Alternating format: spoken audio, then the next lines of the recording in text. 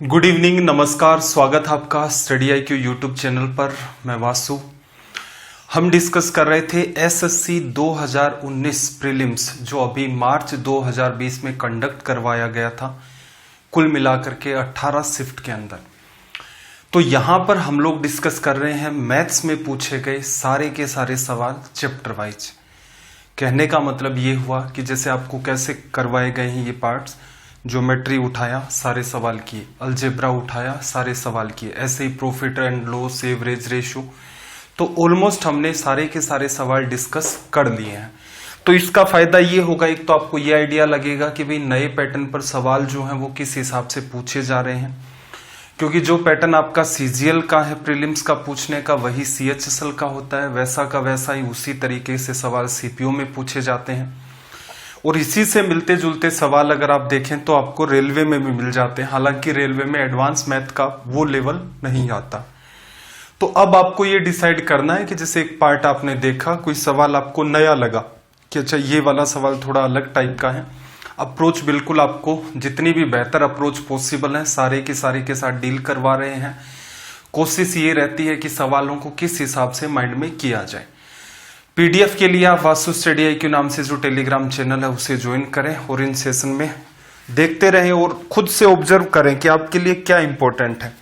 आज हम डिस्कस कर रहे हैं DI का देखना जरा, आपके सामने सबसे पहला सवाल स्क्रीन पर आ चुका है। DI की अगर मैं बात करूं तो DI को देखो कहीं से भी आप पढ़ना स्टार्ट कर सकते हैं। क्लियर है? CGL के बच्चे का DI का लेवल क्या होना चाहिए, तो ऐसा कर सकते हो भाई ये प्री में जितने भी सवाल पूछे थे ये वाले कर लो, 2017 और 18 मेंस के सवाल कर लो। इसी टाइप का DI है, आपको SSC में पूछे गए अब तक के सारे टिपिकल सवाल भी मिल जाएंगे, इजी भी मिल जाएंगे, मॉडरेट भी मिल जाएंगे, किस टाइप से वो पूछता है सारी की सारी बातें पता चल जाएंगी। प्लस में बैंक वाले बच्चों की बात करें तो क्लर्क के लिए बिल्कुल ये सेशंस आपके हेल्पफुल रहेंगे। PO की जो तैयारी कर रहे हैं बच्चे, तो आपको भी पता है कि बेस कहीं ना कहीं से तो आपको बिल्डअप करना होता है। अगर यहां पर हम लोग सीधे के सीधे बैंक PO के सवाल स्टार्ट कर लेंगे तो आप टॉर्चर होंगे। रीजन क्या है कि इस बच्चे के साथ समस्या यही तो है कि वो आसान चीज है जो उसका बेसिक है, जो इजी पड़ता है समझने के अंदर भी दिखने में भी, उसको पढ़ना नहीं चाहता। टीचर वहां भी ऐसा है कि काम की बातें बताता है लेकिन वो उनको नहीं सुनना चाहता कि इस लेवल के सवाल थोड़ी ना करूंगा। जैसे डेविएशन का यूज यहाँ पर कई जगह होगा, अब मैं डेविएशन का यूज वहां समझाऊंगा डिटेल के अंदर। आगे जाकर के जब हम लोग बैंक PO की DI डिस्कस करेंगे, डेविएशन का यूज किया जाएगा, वहां थोड़ा ना एक्सप्लेन किया जाएगा कि भाई पीछे आपको पढ़ाया जा चुका है डेविएशन क्या होता है। वहां वो बच्चा कंप्लेन करता है कि सर ये वाली क्या चीज उठा लें, तो देखो आपके पास टाइम है नहीं, इतने बड़े आप सहनसा हो रखे हैं तो टाइम ही नहीं है इसके पास सीखने के लिए, तो उसको कैसे सिखाया जा सकता है। तो ये जो सेशन है सबके लिए हेल्पफुल है।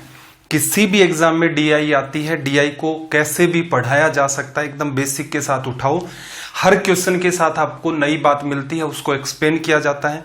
आपके लिए वो बात कितनी इंपॉर्टेंट है बिल्कुल आप उसे नोटबुक में नोट करें। छोटा सा भी पैटर्न बताए क्योंकि यहीं से आप ये सीखेंगे, बैंक वाले बच्चे भी स्पेशली सीखेंगे कि कौन सी DI है जिसे मस्ट है कि अटेम्प्ट करना ही करना है, और कौन सी ऐसी DI होती है जिसे आप कुछ टाइम के लिए स्किप कर सकते हैं कि भाई पेपर में टाइम बचा तो डील करेंगे। चलिए भाई पहला सवाल आपके सामने क्या कहा कि यहां पर एक दे रखी है आपको टेबल, 2012 से लेकर के 2017 के दौरान विभिन्न मॉडल हैं A, B, C, D और E की उत्पादित कारों की कुल संख्या, और ये जो संख्या ये हजारों में बता रखी है। तालिका का आपको अध्ययन करना है, ये जो टेबल दे रखी है और कुछ क्वेश्चंस पूछे गए हैं उनका आपको रिप्लाई करना है। तो देखो पहले तो DI को अंडरस्टैंड करने का तरीका A, B, C, D और E, ये किसको बताता है, कार के मॉडल्स को बताता है। क्लियर? लेफ्ट साइड में ऊपर से नीचे अगर आप ये बात ऑब्जर्व करेंगे, हालांकि ये दिखने में छोटा है, रीजन क्या कि पूरा का पूरा डेटा भी रखना था, स्क्रीन की एक लिमिट भी होती है कि भाई इतना ही आप रख सकते हो। तो 2012, 13, 14, 15, 16, तो ये जो लेफ्ट वाला आपको सेशन दिख रहा है, ये जितना भी ये आपको ईयर्स दिख रहे हैं।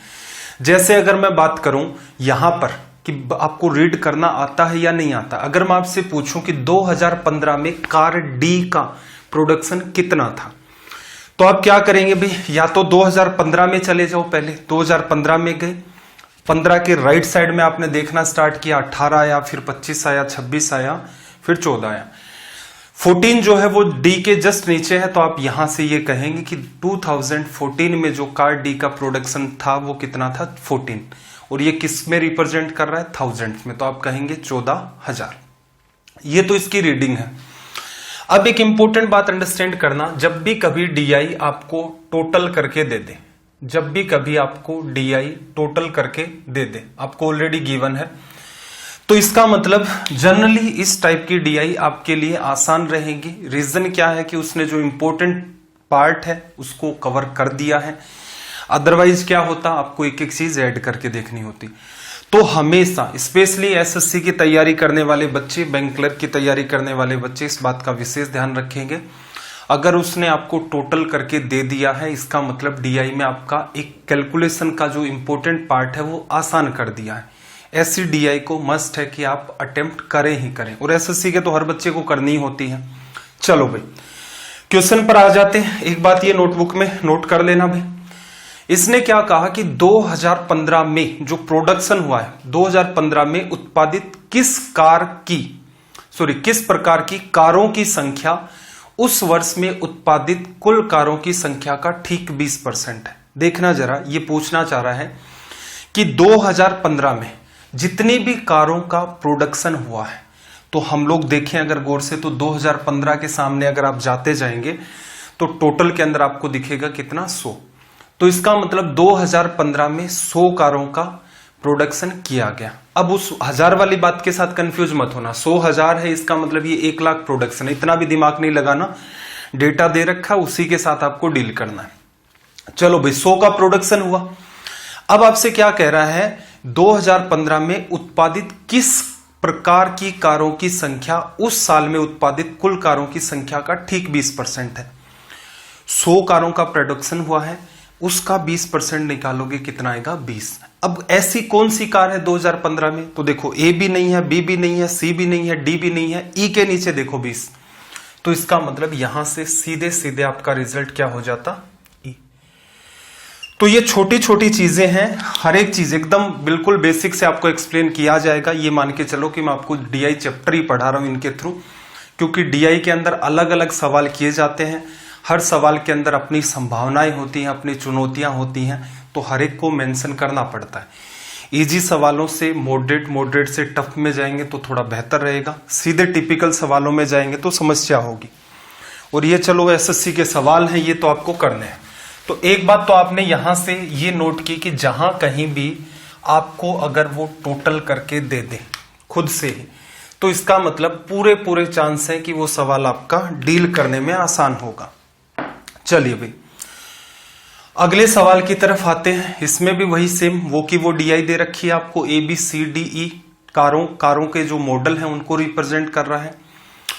2012 से 2017 सालों को रिप्रेजेंट कर रहा है कि किस साल में किस कार के किस मॉडल का प्रोडक्शन कैसा हुआ। टोटल इसने आपको करके दे रखा है, मतलब पिछले वाली डीआई है। पूछ क्या रहा है कि 2013 और 2014 में मिलाकर किस प्रकार की कारों की संख्या उन 2 वर्षों में उत्पादित कुल कारों की संख्या का ठीक 25% है। तो क्या करोगे भाई, 2013 और 2014 के अंदर जितनी भी कारों का प्रोडक्शन हुआ है, क्या कहा, 2013 और 2014 में मिलाकर किस प्रकार की कारों की संख्या उन 2 वर्षों में उत्पादित कुल कार। तो यहां पर टोटल प्रोडक्शन देखो भी 2013 के जस्ट सामने आप जाकर के देखेंगे तो 130 दिख रहा है, 2014 के जस्ट सामने जाकर देखेंगे तो आपको 170 दिख रहा है। तो इसका मतलब इन 2 सालों के अंदर जो टोटल प्रोडक्शन हुआ है आपका वो 130 प्लस 170 है। एडिशन करोगे तो कितना आ जाएगा भाई, एडिशन करोगे तो 300 आ जाएगा। क्लियर। अब आपको बात रिवर्स में वैसे नहीं रिलेट करवानी, थोड़ा सा सोचना। आपसे ये कह रहा है कि ऐसी कौन सी किस टाइप की कार है, मतलब कार का कौन सा मॉडल है कि ये जो प्रोडक्शन हुआ है 2013 और 14 का टोटल, तो उस कार का भी 2013 और 14 के अंदर जो प्रोडक्शन है इसका 25% है। तो इसका 25% आप निकालोगे, 1/4 करोगे 75, या फिर 100 का 25% 25 होता है, 100 गुणा 3 300 का 75 हो जाएगा। आपको क्या करना है, आपको ये बात चेक करनी है कि 2013 में और 2014 में कौन सी ऐसी कार है कि उनका सम अगर आप कर दें तो वो कितना आ जाए 75। ए पर आते हैं। अब एक पर एकदम डेटा चेक नहीं करना होता है कि जैसे ए 22 + 32 करके ही देखोगे 54 दिख रहा है, 30 20 50 इतना ही पहुंचा।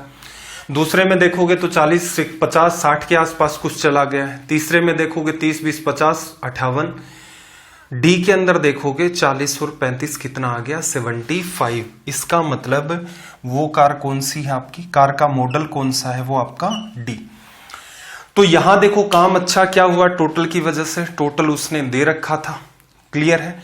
तो इसका मतलब आप सीधे सीधे 300 लिख ले गए, क्लियर। 300 आप यहां से लिख ले गए। 300 का 25% भी अगर आप चाहते तो लिख सकते थे 75। 2013-14 की बात कर रहा है तो सीधे सीधे आपको ऑप्शन में ढूंढना था कि कार के जो मॉडल्स है उनमें आपको ढूंढना था कि कहां पर 2013 और 2014 के अंदर आपका जो सम बन रहा है वो 75। तो मेरे हिसाब से इस सवाल का सॉल्यूशन इतना सा ही था। चलिए भाई अगले सवाल पर आ जाते हैं। इसी टेबल पर बेस्ड अगला सवाल आपसे पूछा गया है। एक एक बात मैं आपको मेंशन करवाता रहूंगा। बिल्कुल भविष्य में हम बैंक पीओ की डीआई भी करेंगे, मिसिंग डीआई भी करेंगे, और जो कुछ पुराने पैटर्न हैं हालांकि आजकल नहीं आते लेकिन कुछ सवाल देखेंगे जैसे राडार डीआई आपकी होती है उस टाइप से भी। देखो फिर से वो की वही टेबल आपके पास ए बी सी डी और ई कार के मॉडल्स हैं, रिप्रेजेंट करते हैं। टोटल करके इसने दे रखा है, इसका मतलब सवाल आसान होने के पूरे पूरे चांसेस रहते हैं। 2012 से 2017 के आपको रिप्रेजेंट करता है नंबर ऑफ ईयर्स, मतलब कौन से वाले साल की बात चल रही है। सवाल क्या पूछा भाई, 2012 के मुकाबले 2016 में कुल कारों में कितने प्रतिशत की बढ़त हुई है, क्लियर। 2012 के मुकाबले 2016 में, तो असल में देखो ये आपको लिख करके नहीं चेक करना होता है कि 2012 में कितना है 2016 में कितना है, कि इन ईयर्स को आप लिखें उसी से सवाल आसान होगा, नहीं। 2012 में गए कितना दिख रहा है भाई 120, 2016 में गए 180, आपको दिख रहा है साफ साफ 2012 और 2016।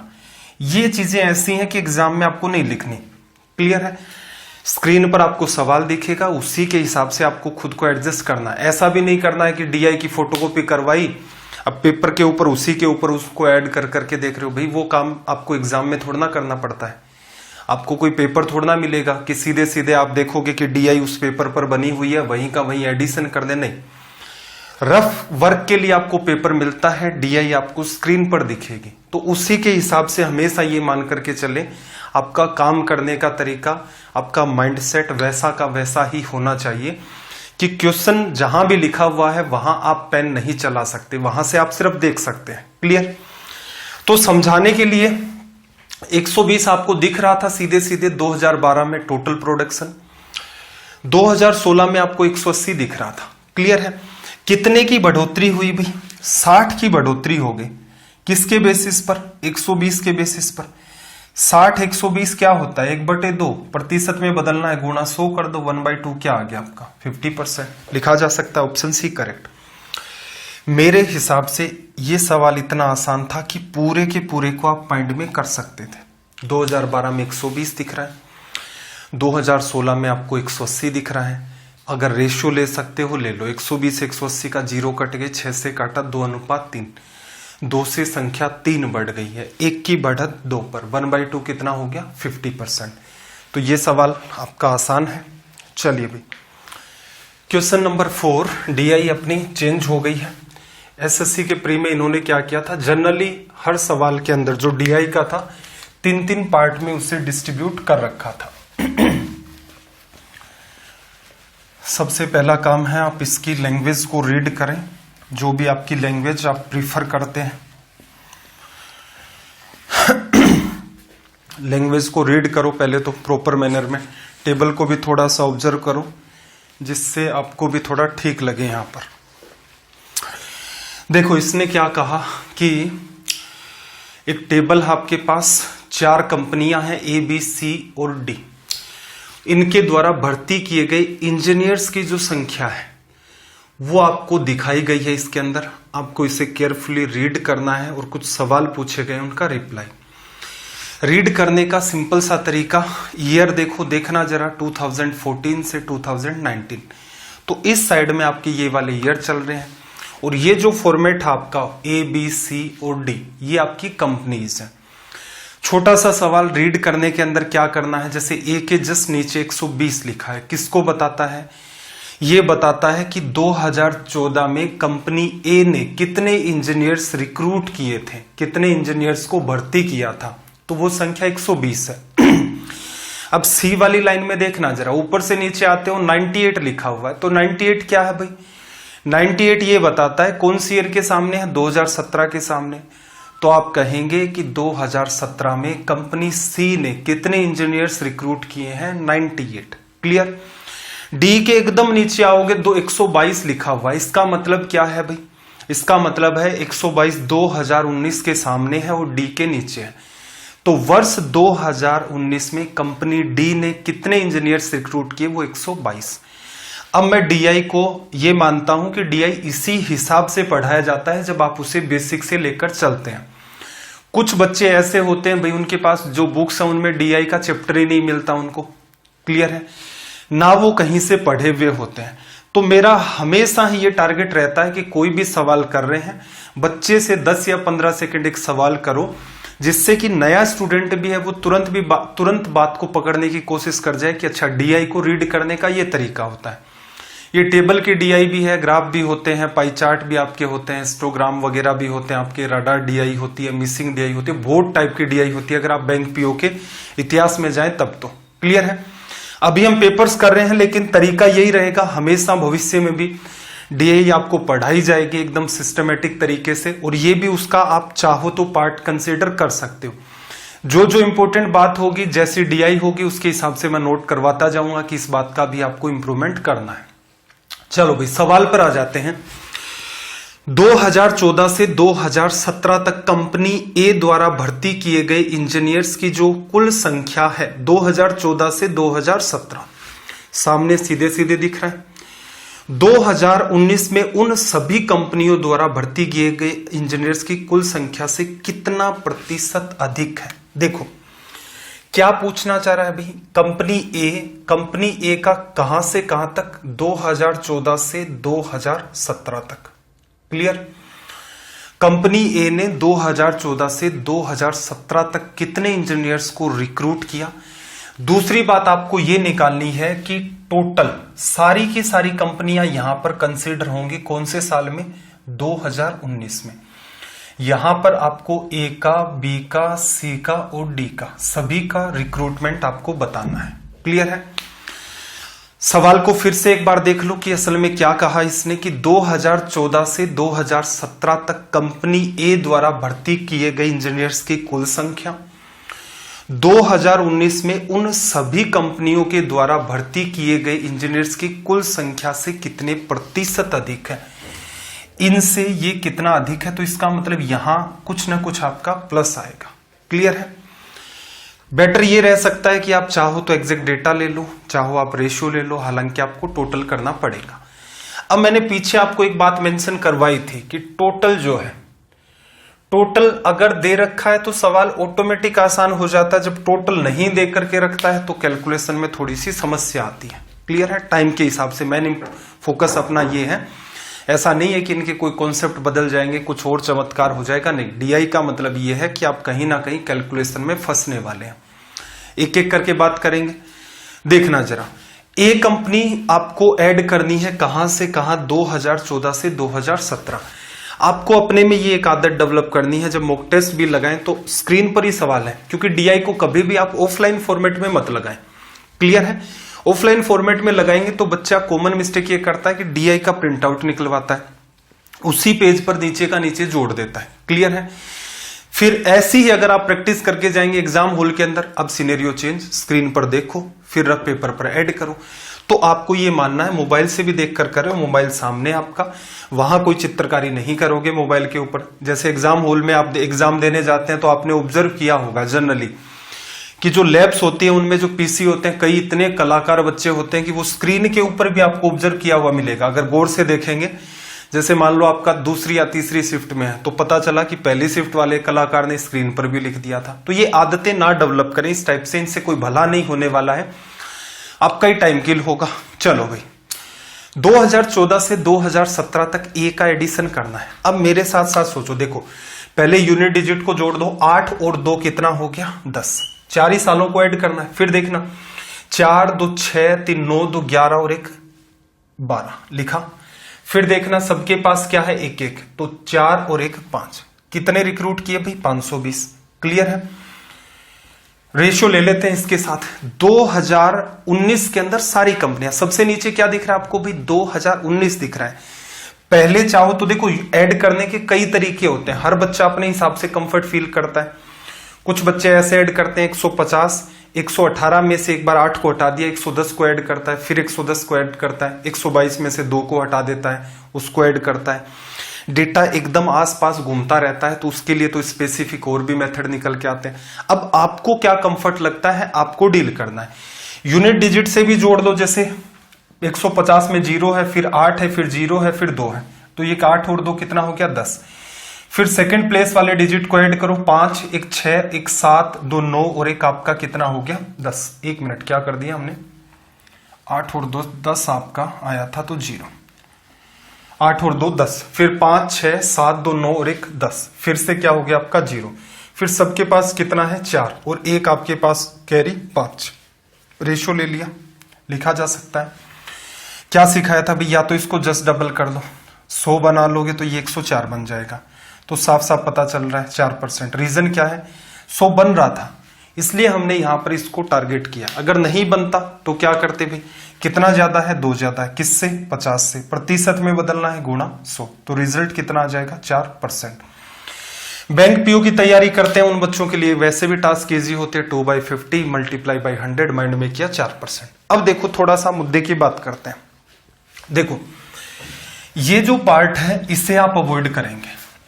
ऊपर जो सवाल को समझना है ये आपकी प्रैक्टिस है कि एसएससी का कोई स्टूडेंट है, मेरे हिसाब से वो मुश्किल से 40 या 50 डीआई लगा ले, उसका बेड़ा पार हो जाता है मजे मजे से, कैलकुलेशन की अच्छी स्पीड के साथ। पीओ के बच्चे हैं भाई, तो पीओ वालों को ये मान के चल सकते हो भाई 200-250 के आसपास डीआई लगानी अगर आपको परफेक्शन चाहिए। क्लर्क की तैयारी कर रहा है तो कम से कम 150 डीआई आपको लगानी पड़ेगी। देखो आपको असल में क्या करना था, एग्जाम की बात करते हैं। एग्जाम में असल में इस सवाल का यही सॉल्यूशन था। 2014 से 17 तक आप ऐड करते, 520 आया, ऐड करके भी बताया आपको। 2019 में सारी की सारी कंपनियों का एडिशन करते 500 आया, ये इससे कट गया, साफ साफ दिख रहा है। 2 ज्यादा है किस पर, 50 पर, यहां से यहां साफ दिख रहा है 2 ज्यादा है 50 पर, प्रतिशत में बदलना है गुणा 100, 100 से गुणा किया 2 बार कट गया। इतना सा आपको काम करना था। तो हर बात को एकदम डिटेल में लेकर के चलेंगे। मैं ये मान के चल रहा हूं कि ये सवाल तो हालांकि हम लोग सीजल 2019 प्रीलिम्स के कर रहे हैं, लेकिन ऐसा मान के चलो कि मैं आपको ये डीआई का चैप्टर ही पढ़ा रहा हूं और इसकी हमने शुरुआत की है। क्वेश्चन नंबर 5 जो है वो भी इसी टेबल पर बेस्ड है। टेबल किसको रिप्रेजेंट करती है, 4 कंपनियां हैं ए से डी तक। फिर आपको ईयर्स दे रखे हैं 2014 से 2019 तक। क्या बता रही है ये आपको बता रही है इंजीनियर्स का रिक्रूटमेंट, कि किस कंपनी ने कितने इंजीनियर्स रिक्रूट किए हैं। सवाल पर आ जाते हैं। सवाल क्या कहा, 2014 और 2017 में कंपनी बी द्वारा भर्ती किए गए इंजीनियर्स की कुल संख्या। क्लियर, 2014 और 2017 में बी पर जाना जरा, बी में 2014 में 90 है, 2017 में आपके कितने हैं भी 106।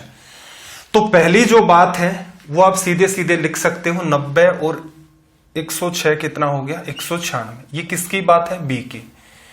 कौन सा ईयर, 2014 एंड 2017। क्लियर। डीआई में आप चाहे तो पार्ट्स में कर सकते हैं कि एक लाइन पढ़ी उसको उस डेटा को निकाला, फिर लाइन पढ़ी उस डेटा को निकाला, बिल्कुल पॉसिबल है। बाकी पूरी मैथ्स में मैं कहीं सजेस्ट नहीं करता, हमेशा ये कहता हूं कि पूरा का पूरा सवाल पढ़े। चलो भाई, 2015 से 19 तक कंपनी सी द्वारा भर्ती किए गए इंजीनियर्स की कुल संख्या का कितना प्रतिशत है? बी के 2 साल और सी के कहां से कहां इसने बताया भाई? 2015 से 2019 यहां तक कंपनी सी ने जितने भी रिक्रूट किए हैं उनका ये जो पार्ट है ये कितना प्रतिशत है, ये आपको फाइंड करना है। अब इंपॉर्टेंट पार्ट क्या भाई? एडिशन करना पड़ेगा। देखना, कंपनी सी पर आप चले गए, सी पर आप गए 2015 से 2019, 2014 को आप छोड़ दो, यूनिट डिजिट के हिसाब से एडिशन कर सकते हो क्योंकि सीधे सीधे आपको दिख रहा है, ऊपर से नीचे ऐड करें तो 3 और 4 7, 7 और 8 आपका 15 और 5 आपका 20, 20 का 0 कैरी 2, 9 9 18, 9 3 27, 27 में 2 जोड़ा 29, फिर 0 फिर 1, तो ये कितना हो गया आपका 30, कैरी 3, 1 2 और 3 आपकी कैरी, तो कितना आ गया 5, लिखा जा सकता है। तो आपसे ये पूछ रहा था कि जो सी ने में जितने भी रिक्रूटमेंट हुए हैं बी उनका कितना प्रतिशत है। अब फिर इंपॉर्टेंट बात सुनो, देखो क्या कर ले भाई, इसमें से अगर मैं 0 काट दूं मतलब 10 का भाग दे दूं तो कितना आ जाएगा मेरे पास? 10 का भाग दे देंगे 50 बन जाएगा, ये 19.6 बन जाएगा। क्लियर? क्या इसे 100 बना सकते हो? बिल्कुल बना सकते हो भाई, 2 से गुणा कर दो, 2 से इसे भी गुणा कर दोगे तो 6 गुणा 2 12, 19 गुणा 2 38 और 1 39। क्लियर? ये इंपॉर्टेंट बात है। देखो हर जगह ये ऐसा नहीं होगा कि सर यहां पर तो 34 दे रखा है, इसको 100 क्यों नहीं बना रहे भाई? जो बन रहा है इजी डेटा दे दिया, जैसे आपको एक तरफ 400 दे रखा है, आपको पता चल रहा है। ठीक है, मैं ये नहीं कह रहा कि जबरदस्ती बनाओगे हर एक को, नहीं, जो चीजें आसानी से बन रही हैं उनको बनाओ, क्योंकि इसके बेसिस पर इसका परसेंटेज बनाना है तो इसको 100 बनाया जा सकता है, बना लिया। जैसे आपने 100 बनाई, ये 39.2 बना, तो इसका मतलब ये 100% है, तो ये 39.2% आपका रिजल्ट होगा। तो ऑप्शन सी यहां से हमारा क्या होगा? Correct result. इस बात को भी नोटबुक में कहीं ना कहीं मेंशन कर दें, पूरी मैथ्स में काम आती है आपकी, कि जब भी कभी डेटा को 100 बनाना संभव हो तो उसको बना लें। क्लियर है? सवालों में आप खुद से भी प्रैक्टिस करेंगे तभी जाकर के इन चीजों पर कमांड आएगी आपकी। चलिए भाई, सवाल नंबर 6 की बात कर लेते हैं। उसी डेटा पर पूछी गई डीआई का अगला सवाल अपना, लैंग्वेज को सबसे पहले रीड करें, क्वेश्चन की लैंग्वेज को रीड करो।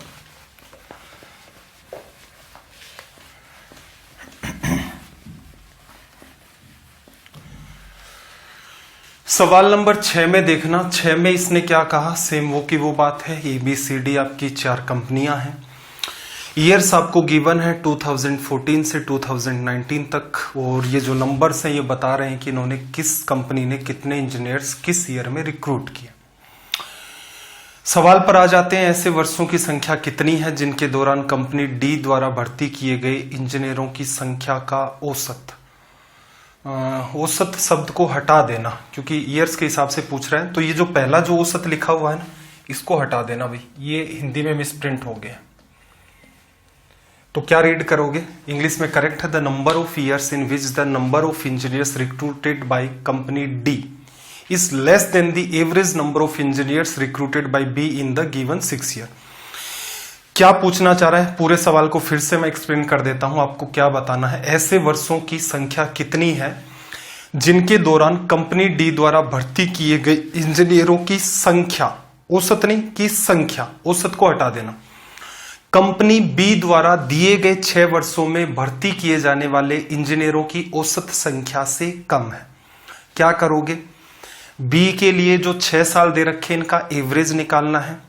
अब उस एवरेज के साथ कंपनी डी के जो रिक्रूटमेंट है उनको बताना है, और ये ऐसे कितने साल हैं ये बताने हैं जिनके अंदर बी का जो एवरेज चल रहा था 6 सालों का, उससे किस किस साल के अंदर, मतलब जैसे मान लो 2014 आ गया, 2015 आ गया, तो ये वाली आपको बात बतानी है कहां पर डी की वैल्यू कम चल रही थी बी के एवरेज से। ठीक है, अब देखो यहां पर एक बात, डी के लिए तो कोई डेटा कलेक्ट नहीं करना है, डी के साथ तो कंपैरिजन करना है, बी का एवरेज निकालना है। क्लियर है? बी का आपको यहां से एवरेज निकालना है। अब जिन बच्चों को मैंने एवरेज पढ़ाया था, जब मैंने आपको एवरेज पढ़ाया था तो आपको एवरेज पढ़ाया था मैंने बेस वैल्यू कॉन्सेप्ट से, जो यूनिक था। मेरे ख्याल से यूट्यूब के ऊपर ऐसे सेशंस आपको नहीं मिलेंगे। सवाल भी हमने मेरे ख्याल से 188 के अराउंड डिस्कस किए थे, क्योंकि एवरेज अपने आप में काफी बड़ा चैप्टर है। क्लियर? तो उस एवरेज चैप्टर को जरूर देखना। वहां पर मैंने एक सेशन के अंदर बात कही थी कि हम लोग जो एवरेज है वो किससे निकालेंगे? डेविएशन से। डेविएशन का मतलब विचलन, डेविएशन विचलन, या फिर आसान भाषा से कहें कि आपका जो मन करेगा वो वैल्यू आप बेस वैल्यू मानेंगे, उसके चारों तरफ बातों को घुमाएंगे कि कौन कितना कहां गया है और कहां ऊपर है कहां नीचे, उसके हिसाब से डील करते हैं। क्लियर है? ये कॉन्सेप्ट आपको डिटेल में पढ़ाया जा चुका है, यहां भी मैं प्रयास करूंगा कि आपको बात समझ में आए। अब देखना जरा, डेविएशन असल में कब काम में लेते हैं? बी के डेटा को अगर आप गौर से देखें तो 90 है, 118 है, 98, 106, 112, 118। तो आप एक ऐसी वैल्यू को एवरेज माने, वो ऐसी वैल्यू आसान हो और उसी के चारों तरफ आपका जो डेटा है वो ऊपर नीचे होता रहे। क्लियर है?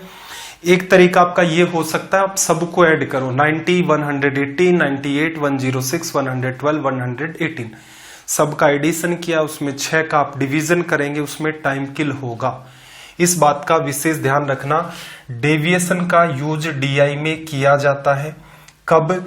जब आपको एवरेज की नीड होती है, प्लस आपके पास जो डेटा है वो बहुत ज्यादा फ्लक्चुएट नहीं हो रहा है। किसी पर्टिकुलर ऐसे नंबर को जिसे आप मानने जा रहे हैं वो नंबर आसान हो, उसके ऊपर नीचे आपका डेटा घूमता रहे, तो आप अगर एडिशन करके फिर 6 का डिवीजन करेंगे उसके कंपैरिजन में, उसका मतलब ये मान के चलो 20-25% ही आपको टाइम लगता है ये एवरेज निकालने में।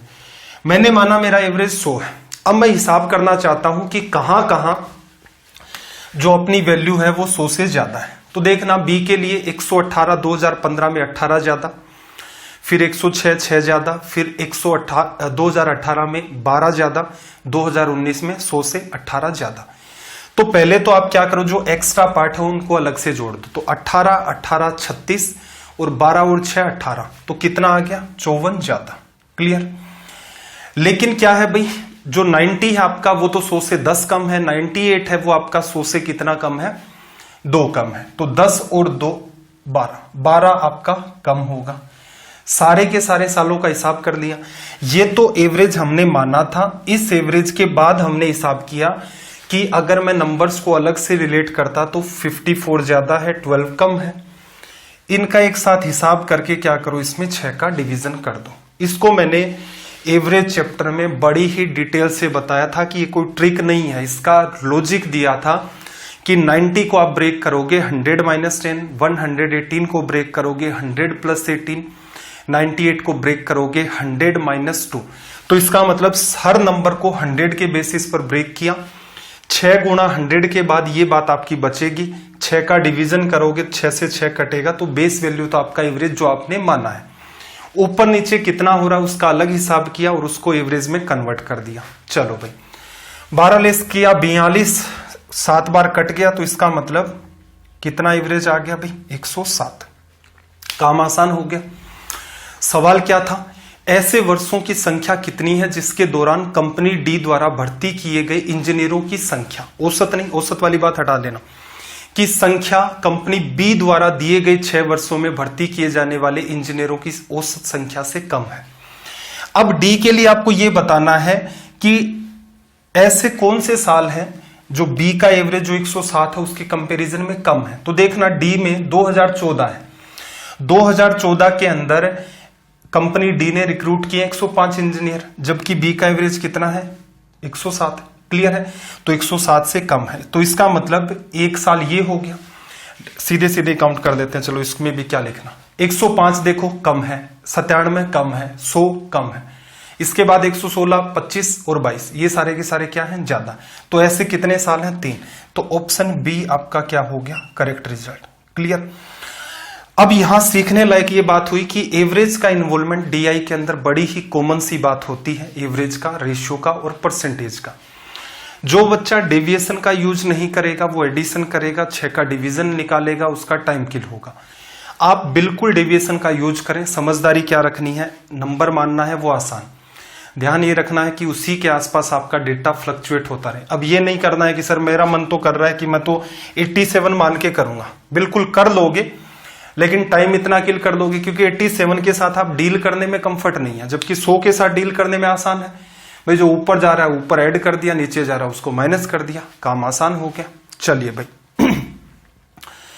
क्वेश्चन नंबर 7 की बात कर लेते हैं। 7 भी इसी का ही पार्ट है, इसी डीआई के थ्रू क्रिएट किया गया आपका। सबसे पहला काम है भाई लैंग्वेज को आप रीड करें प्रॉपर मैनर में। डीआई की सबसे जरूरी बात यही होती है कि क्वेश्चन प्रॉपर मैनर में आपको समझ आ जाए। और आपको ये सेशंस कैसे लगते हैं कमेंट करके जरूर बताएं। स्पीड में फास्ट नहीं कर रहा हूं, रीजन ये है कि बहुत सारे बच्चे ऐसे होंगे जो इन सारी की सारी चीजों को पहली बार पढ़ रहे होंगे। क्लियर है? तो इस वजह से अगर यहां पर भी मैंने सीधे स्पीड बूस्ट कर दी तो आप डीआई समझ में ही नहीं आएगा। स्पीड से सोल्व करना तो अलग बात है। चलो भाई सेम टू सेम वही है। 4 कंपनियां दे रखी हैं ABCD और इंजीनियर रिक्रूट करती हैं। 2014 से 2019 तक कितने कितने इंजीनियर रिक्रूट किए ये बात आपको दे दी।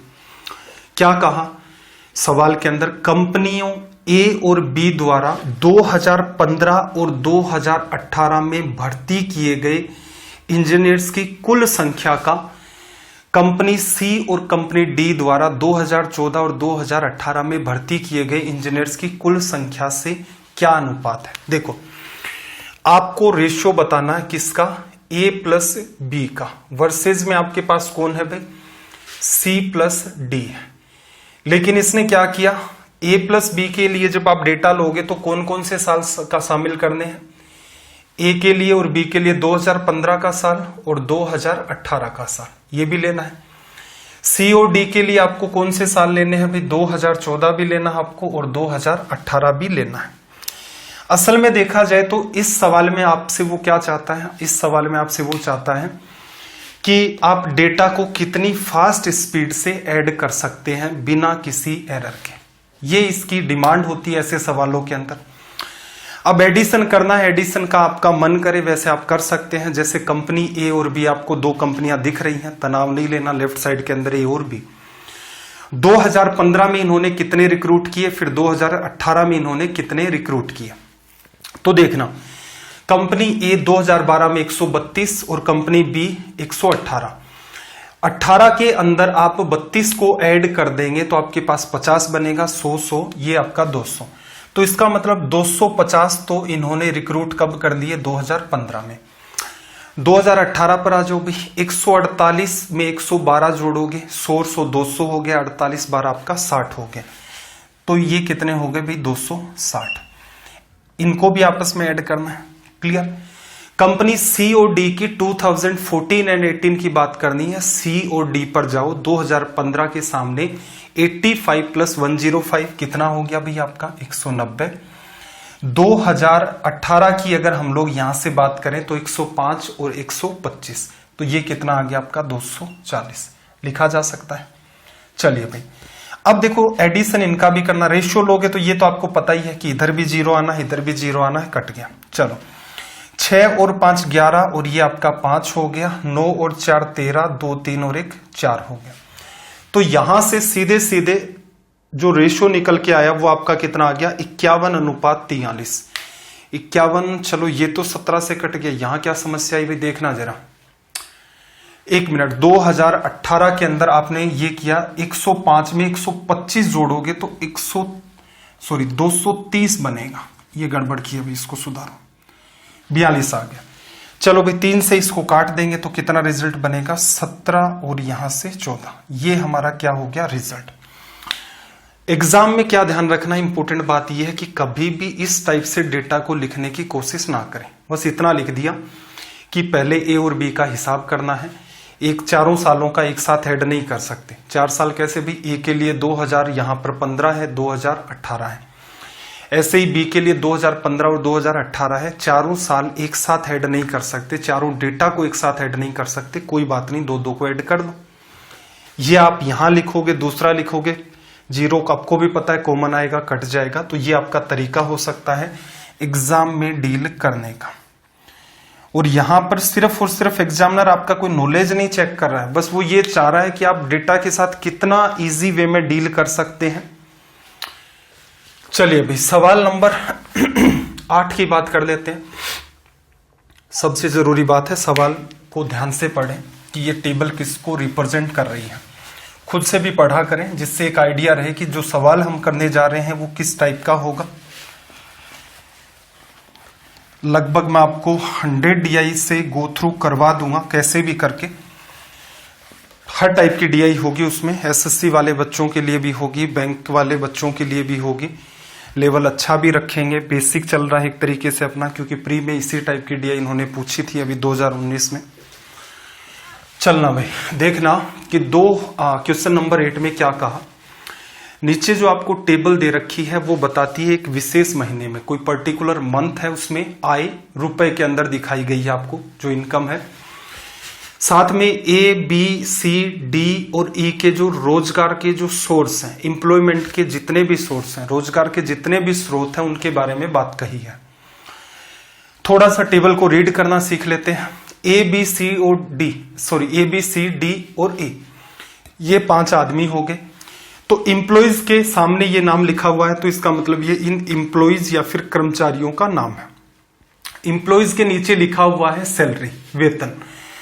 कहीं भी मान लो ये लोग काम करते होंगे, उनकी कोई पर्टिकुलर सैलरी होगी जैसे 52,000, 48,500, 42, 31, 25,000। उसके नीचे हो गया भाई ओवर टाइम। इसका मतलब क्या हो गया भाई कि उन्होंने कोई भी है, मान लो एक महीने के किसी भी पर्टिकुलर दिन में किसी ने ओवर टाइम ज्यादा किया, किसी ने कम किया, किसी ने नहीं किया। तो एक ने ओवर टाइम नहीं किया होगा, इसका मतलब इसे 0 रुपए मिले, बी को भी 0 मिले, सी को 1500, डी को 2500 और आपका ई को 3200। क्लियर है। ऐसे ही अलग से दिया है, एरियर दे दिया, इनको बोनस दे दिया, मिसेलनियस इनकम अलग से जो इनकम हुई है वो, और कुल इनकम ए के हाथ में 66,000 है, बी के हाथ में 59,000 है, सी के हाथ में 52,000, डी और ई इस हिसाब से डेटा दिया।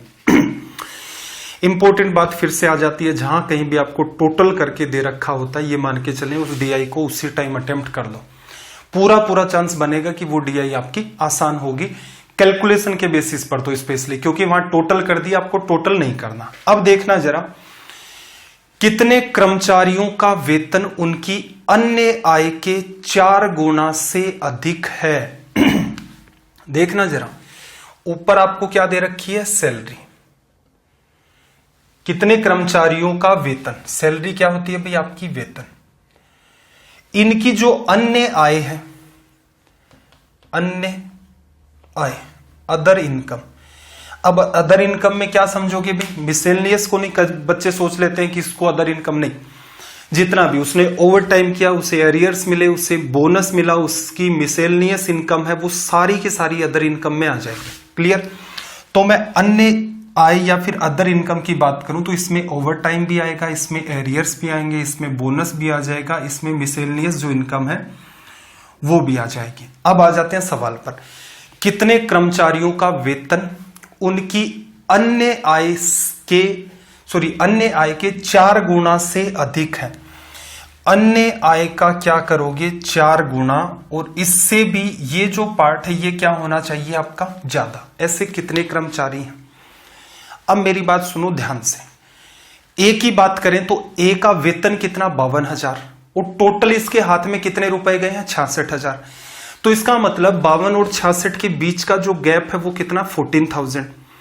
14,000 इसकी क्या है, अदर इनकम है, लिखी जा सकती है। आप अलग से क्यों ऐड कर रहे हो भाई, जैसे 5500, 3500, 5,000 ऐड करेंगे, 5 5 10 11 और 3 14। क्लियर। बीच वाले डेटा को क्यों ऐड करें हम लोग, आपको पता है ए की जो सैलरी है उसका जो वेतन है वो 52,000 रुपए है, ए के हाथ में टोटल पैसे 66,000 रुपए आए हैं, अदर इनकम 14,000 हो गई। क्लियर है। अदर इनकम ए की 14,000 हो गई, 14,000 का 4 गुना करोगे 56, और इसने क्या कहा है कि सैलरी इसके 4 गुना से ज्यादा होनी चाहिए। ऐसे कितने लोग हैं, क्या ए है उसमें, बिल्कुल नहीं है भाई, ये तो इस तरह से बाहर हो गया। क्लियर। बी की बात करें फिर से, देखो 48,500 उसकी सैलरी है, उसके हाथ में 59,000 रुपए चले जाते हैं। बीच का डेटा ऐड आपको आसान लगे तो ऐड कर दो भाई, 4 3 7 10 3 13 और 13,500 है। ये भी मेरे हिसाब से करने की नीड नहीं है। 48,500 और 59,000 आपको दिख रहा है। 48 में जब आप ऐड करेंगे 10 तो कितना आएगा 58। क्लियर है। उसमें आप 500 और ऐड कर देंगे तो आपका 59 बन जाएगा। 48,500 में 10,500 ऐड करते ही बात बन गई। 10,500 तो क्या है अदर इनकम, 4 गुना करोगे तो कितनी आएगी भी, 10,500 को 4 से किया 42। बी की इनकम है कितनी 48, तो इसका मतलब ये इस कंडीशन को जस्टिफाई कर रहा है, बी इसमें शामिल है। सी को देख लो भाई 42 52, 10,000 का अंतर 10,000, ये अदर इनकम 4 गुना 40, उससे भी बी सी की इनकम जो है वो मेंटेन है, इसका मतलब सी भी इस रेस का पार्ट है। डी की बात करें 31 से 40, 9,000 एक्स्ट्रा इनकम दी, 9,000 का 4 गुना करोगे 36, लेकिन 36 तो 31 से ऊपर चला गया, इसका मतलब डी इसमें शामिल नहीं है। ई की बात करें 25,000 से 31,700 कितना भाई 6,700, 6,700 को आप गुणा करोगे 4 से, 6,000 का गुणा किया 4 से 24,700 का करोगे ऊपर चला गया, तो इसका मतलब ई भी इसका पार्ट नहीं है। तो असल में कौन लोग हैं, बी और सी हैं, जो आपको कंडीशन दी है उसको फुलफिल करते हैं, तो इसका मतलब ऐसे लोग हैं 2। तो यहां से ये अपना हो गया रिजल्ट। सवाल की कैटेगरी एकदम आसान है, इसमें कुछ सोचना ही नहीं था क्योंकि उसने टोटल कर दिया। थोड़ा सा आप दिमाग लगाते इतने में बात आपकी सोल्व हो जाती। चलिए भाई सवाल नंबर 9 की बात कर लेते हैं। क्वेश्चन नंबर 9 हर तरीके की डीआई से गो थ्रू करवाया जाएगा, आपको स्ट्रेस बिल्कुल भी नहीं लेना है।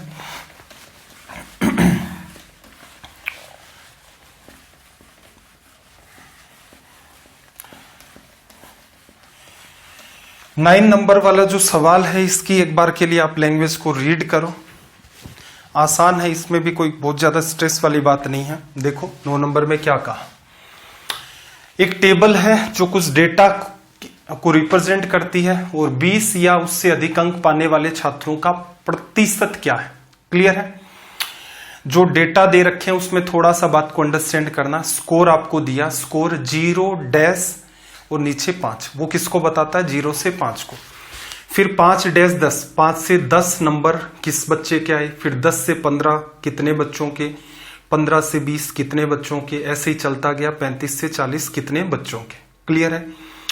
नंबर ऑफ स्टूडेंट्स आपको दे रखे हैं नीचे 13, 15, 18, 12, 14, 19, 6 और 3। क्लियर है। क्या पूछ रहा है, जो आपको डेटा दिया गया उसके हिसाब से 20 या उससे अधिक अंक प्राप्त करने वाले छात्रों का प्रतिशत कितना है। तो एक तो जरूरी बात यह है कि भाई आपके पास टोटल स्टूडेंट्स कितने हैं, टोटल स्टूडेंट्स कितने हैं, तो टोटल स्टूडेंट्स आपको काउंट करने पड़ेंगे। टोटल इसने करके नहीं दिया, इसका मतलब आपको कैलकुलेट करना है। क्लियर। ऊपर क्या लिखोगे, 20 या 20 से ज्यादा वाले कितने आपके स्टूडेंट हैं, वो यहां लिखा जाएगा। एग्जाम में दोनों ही चीजें अवॉइड करनी होती है, ये नहीं लिखना।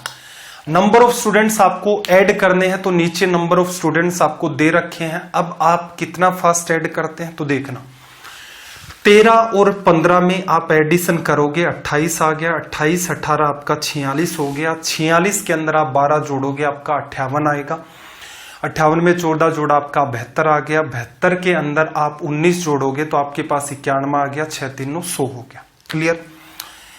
यहां से एक छोटी सी बात मैं आपको बताना चाहूंगा कि इन क्लासेस को एक तो शेयर करें, शेयर करोगे तो मैं आपको कैलकुलेशन की प्रैक्टिस की सीट होती है जो हम लोग ऑफलाइन में प्रैक्टिस करवाते हैं, स्पेशली जो बैंकिंग के स्टूडेंट्स हैं उनको ये सीट आपको मिल जाएगी। और एक बार के लिए आप जब तक ये सीट नहीं मिलती है सेशंस को सोल्व करें, ज्यादा से ज्यादा शेयर करें, रीच बढ़ाएं। मेरा कहने का मतलब ये है सीट भी आपको मिल जाएंगी। ठीक है। एक सिस्टमेटिक तरीका होता है, अप्रोक्सीमेशन उसमें शामिल रहता है, मल्टीप्लाई उसमें शामिल रहता है, टेबल उसमें शामिल रहती है, एडिशन, सब्ट्रैक्शन, एवरेज, कई सारी चीजें उसमें इन्वॉल्व रहती हैं, परसेंटेज इन्वॉल्व रहता है। हर एक पेपर डेली के बेसिस पर आपको एक पेपर सोल्व करना होता है। इंपॉर्टेंट बात यह है कि जो बच्चे स्पेशली बैंक पीओ की तैयारी कर रहे हैं वो अपने मन से क्या करें, कोई टेबल बना लें। जैसे आप क्या करोगे, मान लो पहले इजी से स्टार्ट करोगे। इजी से स्टार्ट करने का मतलब ये है 12 में 15, फिर मान लो 17, फिर इसमें 22, फिर इसमें 8, इस टाइप से ऐड किया। 8-10 नंबर लिखे, इनको ऐड करो। अप टू डाउन भी ऐड करना है, लेफ्ट टू राइट भी आपको ऐड करना है। कुछ टाइम में मैं आपको सीट प्रोवाइड करवा दूंगा बकायदा। बस मैं ये चाह रहा हूं कि वो कैलकुलेशन की जो सीट है उससे पहले मुझे कम से कम 10 से 12 सेशन या उससे भी ज्यादा 15 मान लो 15 सेशन उस सीट को समझाने में ही जाएंगे कि इस सीट में जो मल्टीप्लाई आपको दे रखा है वो क्या तो मल्टीप्लाई है, आपको क्या अप्रोच डेवलप करनी है, एग्जाम में कैसे डील करोगे, ये परसेंटेज है ये कैसे डील करोगे, अप्रोक्सीमेशन है कैसे डील करोगे, डिवीजन है कैसे डील करोगे। क्लियर है? तो खुद से वो बच्चे एक बार के लिए जो जो छोटी छोटी चीजें आ रही हैं उनमें नोट लगा करके आप लिखते जाएं कि डीआई के अंदर देखो ऐसा है, एसएससी के अंदर शायद ही कोई बच्चा है जो डीआई को गलत करता है मेंस के अंदर। चलो प्री में तो मान लेते हैं कि बहुत सारे बच्चे हैं भाई फॉर्म डाल दी अब सही हो रही है तो हो रही है नहीं हो रही। मेंस में ये मान के चलो हर बच्चा ही डीआई को सही करेगा सीजीएल के अंदर। क्लियर? टाइम कौन बचाएगा, कौन कितना क्विक तरीके से करेगा, कौन ट्रेडिशनल तरीके से करेगा, कौन स्मार्ट वे से करेगा। आपका उद्देश्य ये है कि मेंस में 5 या 6 सवाल अगर आपके पास डीआई के पूछे जाते हैं तो कम से कम जितनी देर में आप 6 सवाल करते हैं उतनी देर में मान लो किसी स्टूडेंट से 4 ही सवाल हुए तो आप 2 सवाल में जितना टाइम लगता है उस टाइम की लीड में है, आप अलग से 2 सवाल अटेम्प्ट करेंगे तो टाइम के बेसिस पर ही आप लीड कर सकते हैं। तो उनके लिए कुछ काम आपको पहले से करने होंगे। चलो भाई, टोटल स्टूडेंट हमारे पास 100 आ गए। अब इसका कहना यह था कि 20 या उससे ज्यादा 15 से 20 वाले को नहीं काउंट करना है, 0 से 5, 5 से 10, 10 से 15 नंबर, 15 से 20, क्योंकि ये तो सारे के सारे 20 से नीचे हैं। 20 से 25 वाले, 25 से 30, 30 से 35, 35 से 40, ये सारे स्टूडेंट आएंगे।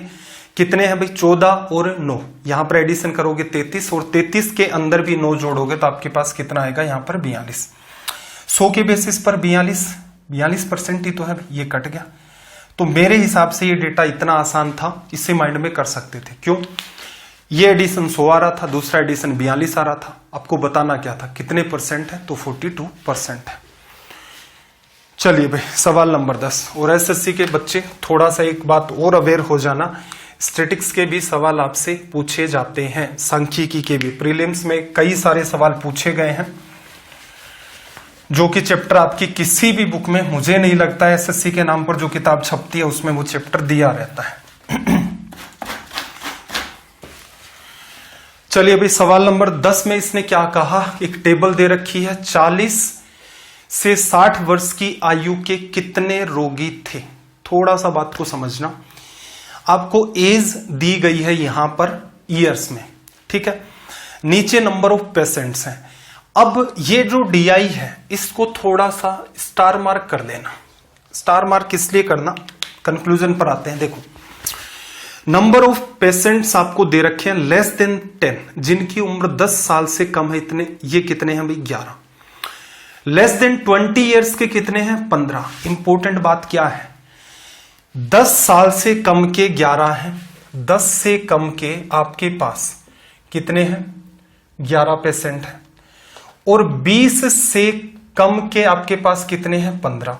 कोई कहे कि भाई 10 से 20 की रेंज वाले कितने, 10 से 20 की जो रेंज है उसमें कितने लोग हैं आपके पास, कितने पेशेंट्स हैं आपके पास, तो आप कहोगे 20 से जस्ट नीचे तक आपके पास 15 हैं और 10 से नीचे आपके पास 11 है। तो ये बीच वाले कितने, इन दोनों का अंतर ये 4।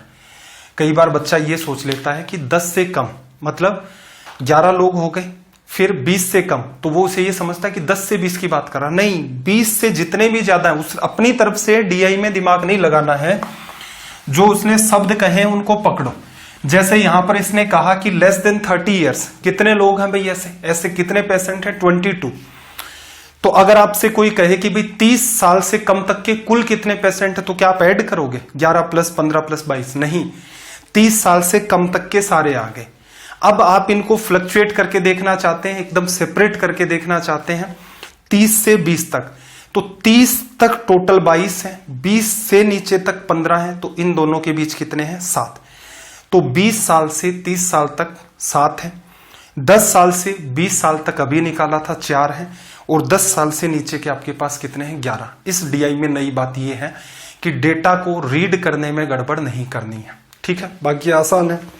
40 से 60 साल की आयु के कितने, देखो 40 से 60 तक की रेंज आपको बतानी है, 40 से 60 तक कितने, इसी पार्ट में एक बात बताओ मुझे, 60 साल से कम वाले कितने लोग हैं भाई? 45 दिख रहा है।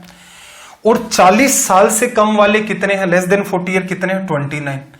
अब एक सिंपल सी बात बताओ, 60 साल से नीचे के लोग कितने? 45। ये 0 से 60 तक हो गया, कितने लोग हैं भाई? 45। क्लियर।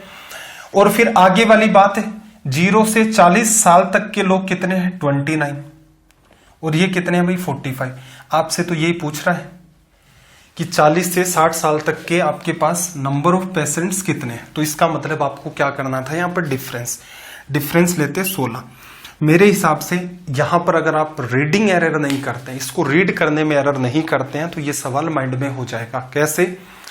60 से कम 45, 40 से कम 29, दोनों के बीच का गैप 40 साल से 60 साल तक के पेशेंट्स आपके आ जाएंगे, गैप 16 का है। वर्बली आप कर सकते हो। ये सवाल पहले कर लोगे तो बेहतर ये रहेगा कि भाई एग्जाम के अंदर ज्यादा स्ट्रेस नहीं लेना पड़ेगा। आप एक बार अगर किसी अजीब टाइप की लैंग्वेज से गो थ्रू हो जाते हैं तो एग्जाम में डील करना आसान है। और ये एक ही सवाल कैसे आ रहे हैं, तो भाई एग्जाम ने क्या किया था, इसी फॉर्मेट में सवाल पूछे कि एक टेबल दे दी, सिर्फ एक सवाल पूछा, कहीं 3 सवाल भी पूछे एक टेबल से, कहीं इन्होंने 4 सवाल भी पूछे एक ही टेबल से। नेक्स्ट क्वेश्चन को रीड करो, सबसे जरूरी बात।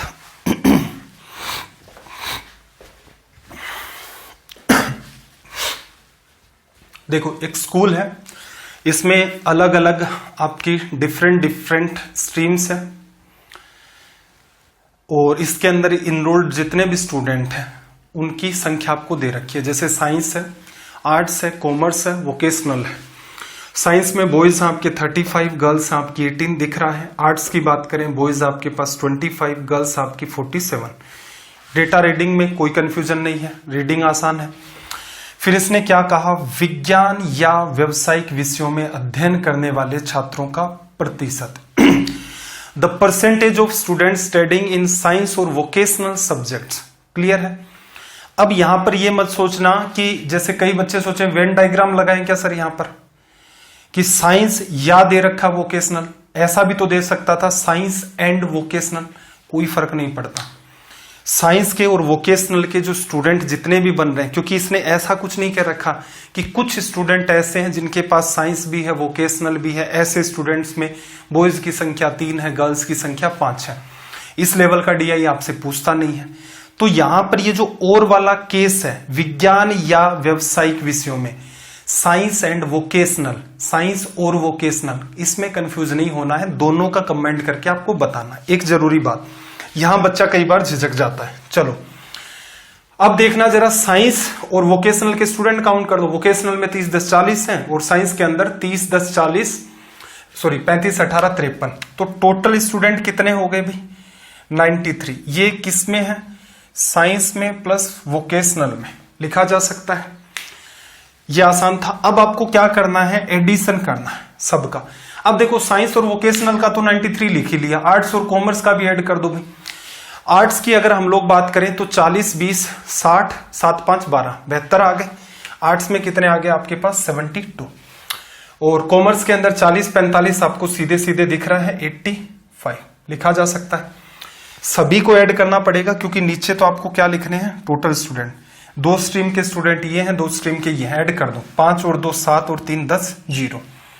8 7 15 और 1 16। 16 में 9 जोड़ा 25, प्रतिशत में बदलना है गुणा 100। 50 से काटा 2 बार, 50 से काटा 3 बार। ये कितना हो गया? 50 से काटा 3 बार कैसे होगा भाई? 5 बार। देखना जरा। अब यहां पर देखो, एक तरीका तो ये भी हो सकता है कि आपको मैंने बार बार सिखाया कि जब भी नीचे 5 का डिवीजन करना हो, ऊपर नीचे 2 का मल्टीप्लाई कर दो। फायदा ये होगा 10 बन गया। यहां 4 का गुणा करोगे, 4 गुणा 3 12, 9 गुणा 4 36 और 1 37 और 10 का भाग दोगे तो ये सीधे सीधे आ जाएगा, अगर आपको कंफर्ट लगे तो। कंफर्ट नहीं लग रहा है कोई समस्या नहीं है, 93 को जस्ट डबल कर दोगे, 186 में 5 का डिवीजन करोगे तो भी आपका रिजल्ट यही आएगा। वो अप्रोच क्या है, ये 5 वाली छोटे छोटे पार्ट है जिस बच्चे ने सीख रखा हो। जैसे कल मेंसुरेशन को डिस्कस किया था, जिस बच्चे को टेबल आती है वही कई सवालों को देखते ही खत्म कर देता है। क्लियर। जिस बच्चे को टेबल नहीं आती भाई, वो 22/7 गुणा ये करेगा और उससे उसका टाइम किल होगा। तो ये कुछ छोटे छोटे आपके सुधार हैं, कोशिश करो कि भाई इनमें इंप्रूवमेंट हो जाए। सवाल नंबर 12 की बात कर लेते हैं। क्वेश्चन नंबर 12, लैंग्वेज को रीड करें।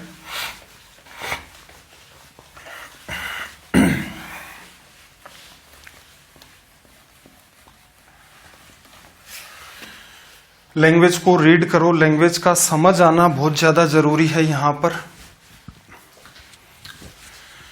देखो, दी गई टेबल में 2016 के प्रारंभिक 6 महीने, ईयर 2016 है, स्टार्टिंग के 6 महीने जनवरी, फरवरी, मार्च, अप्रैल, मई, जून, ये महीने दे दिए। 6 महीनों के दौरान 4 डीलर हैं, ए, बी, सी और डी दिख रहे हैं, द्वारा बेचे गए कंप्यूटरों की संख्या दिखाई गई है। इसको केयरफुली रीड करना है और कुछ सवाल है उनका रिप्लाई करना है। अब थोड़ा सा मैं आपसे एक छोटा सा सवाल पूछ लेता हूं कि अप्रैल महीने में कंपनी नहीं, डीलर सी ने कितने कंप्यूटर सेल आउट किए। तो आप कैसे फाइंड करोगे? अप्रैल में गए, सी में गए, अप्रैल वाली लाइन को बढ़ाते गए, सी ऊपर से नीचे आए, तो कितने कंप्यूटर सेल आउट किए? 99। ऐसे ही मैं कहूं कि डी के नीचे जो आपको 91 दिख रहा है वो क्या है, तो आप कहोगे कि जून महीने के वो सामने है 91 और डी के नीचे है। तो इसका मतलब डीलर डी ने जून महीने में कितने कंप्यूटर सेल आउट किए। तो डेटा आसान है, मतलब इस डीआई की रीडिंग एकदम आसान है। चलो भाई सवाल पर आ जाते हैं। डीलर बी द्वारा बेचे गए कंप्यूटरों की संख्या कितने महीनों में डीलर सी द्वारा 6 महीने में बेचे गए कंप्यूटरों की औसत संख्या से कम थी? सी का एवरेज निकालना है, फिर ये बताना है बी ने हर एक महीने के हिसाब से जो कंप्यूटर बेचे हैं उस एवरेज के साथ कंपेयर करो, बी कितने में कम आ रहा है वो महीनों की संख्या। तो असल में देखा जाए तो आपको क्या फाइंड करना है अभी? सी का एवरेज। एवरेज फाइंड करने के 2 तरीके हैं, एक तो बेस वैल्यू या डेविएशन को चूज कर लो, दूसरा तरीका टोटल करके डिवीजन कर दो। 6 महीने हैं आपके पास, आप किसे प्रीफर करेंगे? तो देखना जरा सी के डेटा को अगर आप गौर से देखते हैं, सी के नीचे 95, 104, 100, 99, 100, 102 डेटा 100 के आसपास घूम रहा है। It would be better that we choose deviation and base value is 100। यहां से देखना बात को, 100 आपने एवरेज मान लिया। अब पहले हिसाब कर दो कि कितने केसेस में सी 100 से ज्यादा था, 104 में ज्यादा था, 102 में ज्यादा था, 6 ज्यादा। फिर कितने में कम? 95 में 5 कम, 99 में 1 कम। ये लो बात खत्म होगी। 6 ज्यादा था, 6 कम बन रहा है, इसका मतलब ये एवरेज आ गया। डेविएशन का फायदा हो गया ना। यही इंपॉर्टेंट बात है कि जिस बच्चे को पता है, अदरवाइज क्या करेगा स्टूडेंट? इनका एडिशन करेगा। हालांकि एडिशन आसान है, बट फिर भी सोचो, एडिशन किया, 6 का डिवीजन किया, फिर रिजल्ट बताया, तो ये सबसे आसान तरीका निकला आपका। चलो अब आपको कंपेयर करना है। कंपेयर क्या करना है भाई? बी द्वारा बेचे गए कंप्यूटरों की संख्या कितने महीनों में, कितने ऐसे महीने थे जिनमें डीलर सी द्वारा 6 महीने में बेचे गए कंप्यूटरों की औसत संख्या से कम। कितने का आपको बताना है, बी कितने महीनों में कम था, किससे? सी के एवरेज से। और बी का ये एवरेज नहीं है, ये ईच मंथ का कंपेरिजन है। चलो भाई ये वैल्यू आपकी 100 है। देखो बी की बात करें, 92 कम है, 96 कम है, 94 कम है, 97 कम है। 4 महीनों में 100 से कम है, 2 महीनों में 100 से ज्यादा है। तो ऐसे कितने महीने भाई? 4। तो ऑप्शन बी यहां से आपका क्या हो गया? Correct result. तो यहां पर ये वाली बात आपको करनी थी। चलो भाई सेम वही डेटा है, उसी डेटा पर आपसे अलग से सवाल पूछा गया है। ध्यान से बात को रीड करो, डील करते हैं फिर इसको भी।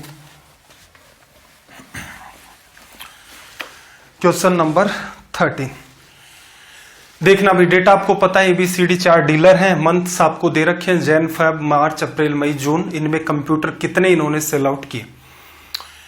अब सवाल क्या है? डीलर ए द्वारा फरवरी, अप्रैल और मई में बेचे गए कंप्यूटरों की कुल संख्या का डीलर डी द्वारा मार्च, मई, जून में बेचे गए कंप्यूटरों की कुल संख्या से अनुपात।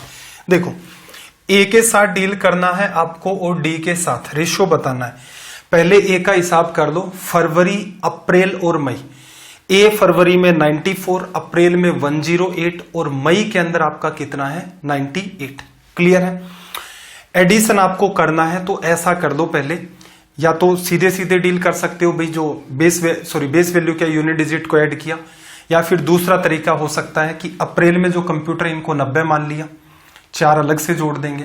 सॉरी, फरवरी में जो कंप्यूटर बेचे हैं वो 90 मान लिए, 4 अलग से जोड़ेंगे। अप्रैल में 108 है, 100 को ऐड कर देते हैं, 8 बाद में जोड़ देंगे। मई के अंदर 90 जोड़ दो, 8 को फिर से ऐड कर देंगे। ये भी एक तरीका होता है। या डेविएशन से भी बहुत सारे लोग एडिशन करते हैं कि सबको ही 100 100 100 मान लिया। चलो बातें एक्सप्लेन कर देता हूं प्रॉपर मीनिंग में। एक तरीका था फरवरी, अप्रैल और मई। फरवरी, अप्रैल और मई। फरवरी में, अप्रैल में और मई में मैं यूनिट डिजिट से स्टार्ट कर रहा हूं। एडिशन का एक तरीका ये है। तो 8 8 16 और 4 20 लिखा जा सकता है। फिर देखना जरा 9 और 10 19। 19 के अंदर आप 9 जोड़ोगे 28 और 1 29। कितना आ गया भाई? 290। कौन सा तरीका? पहले यूनिट डिजिट, फिर आपकी 10 डिजिट और इस हिसाब से आपने ऐड किया। एक तरीका, एवरेज भी तो डेविएशन से निकालते हैं, तो एडिशन भी डेविएशन से कर दो। मैंने क्या मान लिया, हर महीने में उसने 100 कंप्यूटर बेचे हैं। 3 महीनों में कितने बेच दिए भाई? 300। अब अलग से जो भी डेटा प्लस माइनस हो रहा है उसका हिसाब किताब कर देते हैं। फरवरी में क्या था, हमने 100 माने बेचे कितने? 96। 6 कम करना है। अप्रैल में 8 जोड़ना है और फिर अगले महीने के अंदर फिर से आपको क्या करना है? 2 लेस करना है। ये इससे कट गया, सम 98। इसका मतलब यहां पहले केस में गड़बड़ की हमने। गड़बड़ क्या किया? अच्छा, कैरी 2 आ रहा था। 1 मिनट भाई, ये आ गया 300। देखो बात को ध्यान से समझना। एक तो वही तरीका हो गया कि जैसे सभी ऐड करते हैं। 94 हो गया, 108 हो गया, 98 हो गया। ठीक है, 8 8 16 4 20 कर दिया, 9 9 18 19 20 कर दिया, 2 और 1 3 कर दिया। एक तरीका डेविएशन का होता है, जैसे एवरेज यूज करते हैं कि डेटा फ्लक्चुएट नहीं हो रहा बहुत ज्यादा। एक वैल्यू मान लो, मैं मान लेता हूं कि हर एक महीने में उसने 100 बेचे, 3 महीनों में 300 बेच दिए। अब जो भी प्लस माइनस हो रहे हैं उसको अलग से लिख दो और उसकी वजह से ये बात लिख दो। मेनली एग्जाम में डीआई को सोल्व करते टाइम इस बात को प्रीफर करते हैं जब डेटा में बहुत ज्यादा उछाल नहीं होता है।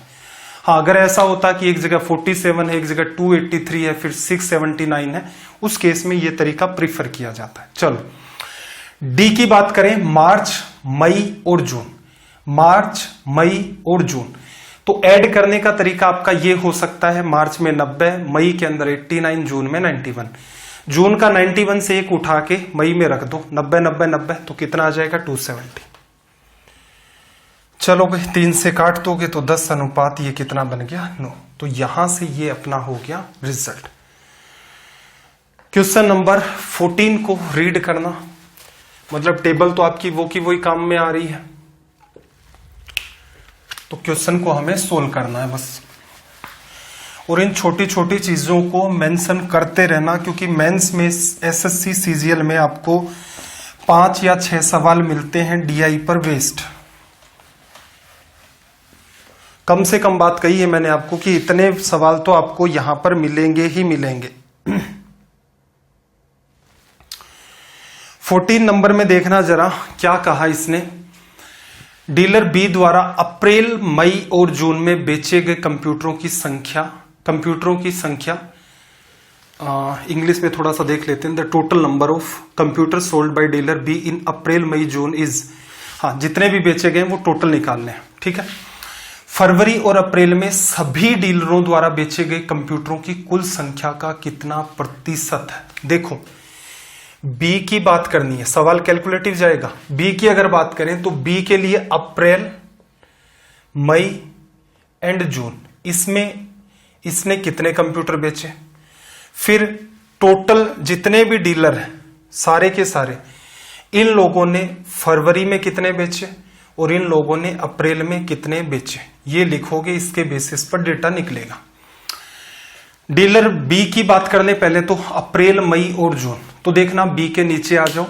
अप्रैल, मई और जून आपको लगातार महीने दिख रहे हैं, तो यहां से बात करना 102, 108 और 97, सबका एडिशन करोगे। 102 और 108 आपका 210 हो गया। 210 में 90 जोड़ोगे, 307 और ऐड कर दिया, कितना आ गया? 307। अप्रैल, मई और जून, एक काम आसान हो गया। अब सारे के सारे डीलर ए, बी, सी और डी, इनके लिए फरवरी और मार्च के अंदर फरवरी का एडिशन अगर आप करते हैं तो थोड़ा सा दिमाग लगाओ। देखो आसान है। डी 106 है, अपना 6 ए को दे दे, 100 बन गए। सी 104 है, ये भी 100 दे दे, अब 4 उठा करके बी को दे दे, तो सबका मैनेज कितना हो गया 100 100 100। तो इसका मतलब चारों डीलर ने फरवरी में कितने बेचे हैं 400। फरवरी के बाद उठ करके आ जाओ भाई अप्रैल में। अप्रैल में फिर से वही देखो, डेविएशन वाला मेथड बेस्ट होता है। 400 तो आप ले ही लो, अब आगे हिसाब कर लो। अप्रैल में 1 8 ज्यादा है कम वाले को ढूंढ लेते हैं। 97 3 कम है, 99 1 कम है और 96 आपका 4 कम है। 4 3 7 1 8, 8 ज्यादा लिया था, 8 कम हो गया, तो इसका मतलब ये भी 400 ही है। तो टोटल कितने बेचे भी 800। ये इंपॉर्टेंट बात है, पीछे एक्सप्लेन की थी, ये सीखने लायक बात है। डीआई में स्पीड यही बढ़ाती है। 100 का डिवीजन किया यहां पर, 8 3 आपका कितना हो गया भाई 24, 6 बचा, 8 8 आपका 64, फिर कितना बचा 3 और ये 8%। एग्जाम में क्या करना था भाई, एग्जाम में ये वाली बात नहीं लिखनी होती है, ये आपका टाइम किल कर देती है। क्लियर है, सबसे जरूरी बात। चलो सवाल नंबर 15 पर आ जाते हैं। क्वेश्चन नंबर 15, लैंग्वेज को रीड करें।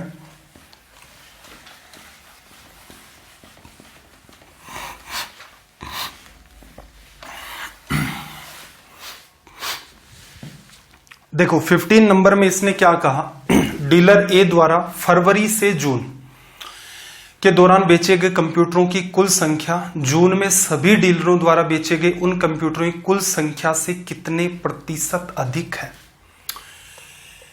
पहले तो ए का निपटारा कर दो, फरवरी से लेकर, जनवरी को नहीं लेना, फरवरी से जून तक 5 महीने। एडिशन का तरीका देखो, आपको क्या काम में ले सकते हो। मैं हर महीने का 100 मान लेता हूं, डेविएशन का सारा, तो 500 तो आएगा ही आएगा। अब जो कम ज्यादा उसका हिसाब कर देते हैं। ज्यादा कितना भी, ज्यादा तो सिर्फ 8 दिख रहा ना 108 में, कम कितना है 94 में 6 कम है, 85 में 15 कम है, तो आप ऐड कर दो भाई, 85 में 15, फिर 95 भी दिख रहा है आपको, ये 5 20 कम हो गया, 98 में 2 कम हो गया, फिर आपका 6 कम हो गया। तो असल में देखा जाए तो 5 और 15 20 और 2 22, 22 और 6 आपका 28। 8 ज्यादा है लेकिन 28 कम है, लिखा जा सकता है। फाइनली ये कितना बचेगा माइनस का 20। तो यहां पर ए के लिए देखना जरा, एडिशन आसान हो गया आपका, ये इंपॉर्टेंट बात है। डेविएशन से यूज करोगे तो जो यूनिट प्लेस को ऐड करना है, फिर 10th प्लेस को ऐड करना, उसके कंपैरिजन में ये काफी आसान पड़ता है। चलो अब कह रहा कि जून के अंदर जितने भी डीलर थे, दूसरा पार्ट सोल्व करना भी, जून महीने के अंदर जितने भी डीलर थे, जून सबसे नीचे का महीना, 100 के हिसाब से एडिशन कर दो, 100 के हिसाब से एडिशन करोगे 400 हो गया। 400 के अंदर जो कम ज्यादा उसका हिसाब किताब लगा लो। ज्यादा कितना 8 और 2 10, और कम कितना है 91 में 9 कम है, 95 में 5 कम है, 9 और 5 14 कम है, 14 कम हो गया। चलिए भाई यहां पर देखना जरा, 10 माइनस 14 माइनस 4 हो गया, तो ये कितना आ गया आपके पास 396। सवाल पूछा उसकी बात पर चलते हैं। इसने क्या कहा, डीलर ए द्वारा फरवरी से जून के दौरान बेचे गए कंप्यूटरों की कुल संख्या जून में उन डीलरों द्वारा बेचे गए सभी कुल कंप्यूटरों की संख्या से कितने प्रतिशत अधिक है। तो बेटर क्या रहेगा, थोड़ा सा इसे इजी कर देते हैं।